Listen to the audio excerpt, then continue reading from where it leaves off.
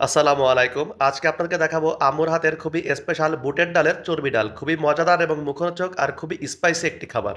চর্বি ডাল রান্নার জন্য প্রথমেই কড়াইতে তেল দেওয়ার পরে এখানে কিছু কাটা পেঁয়াজ দিয়ে দিলাম। পেঁয়াজটা মোটামুটি একটু লাল হয়ে গেলে এরপরে এর ভিতর আম্মু কয়েকটা লবঙ্গ, এলাচ, দারুচিনি আর কয়েকটা তেজপাতা দিয়ে ভালো করে ওটাকে নাড়িয়ে নিচ্ছে। পেঁয়াজটা ভাজা হতে হতে আম্মু এদিকে চর্বিগুলোকে ভালো করে ধুয়ে পরিষ্কার করে এখন এটাকে ছেঁকে নিল। এরপরে পেঁয়াজের ভিতরে দিয়ে দিল আমাদের বাটা মশলাটা। আম্মু রান্নার মসলা সবসময় শিলপাটাতেই বেটে রান্না করে, তো আজও তার ব্যতিক্রম নাই। পেঁয়াজের ভিতরে দিয়ে দিল পেঁয়াজ, রসুন, কাঁচামরিচ, জিরা, আদা সবগুলোকে সুন্দর করে বেটে এখন মশলাটা এর ভিতর দিয়ে দিছিল।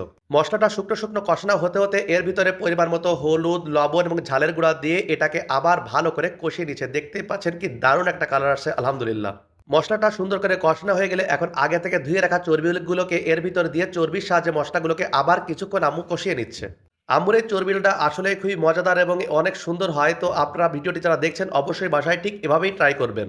মশলার সাহায্যে চর্বিটা কষানো হয়ে গেলে এখন এটাকে ঢাকনা দিয়ে আমরা ঢেকে দিলাম কিছুক্ষণের জন্য। এখন ঢাকনা তুললেই দেখতেই পাচ্ছেন কি দারুণ কালার আসছে, আলহামদুলিল্লাহ। একদম মানে এখনই মনে হচ্ছে জিভে জল চলে আসতেছে। চর্বিটা কষানো হয়ে গেলে এখন আমরা সামান্য একটু পানি দিয়ে আবার এটাকে ফুটিয়ে নিব। মোটামুটি পানিটা যখন ফুটে উঠবে তখন আগে থেকে সিদ্ধ করে রাখা বুটের ডালটাকে আমরা এর ভিতরে দিয়ে দিব।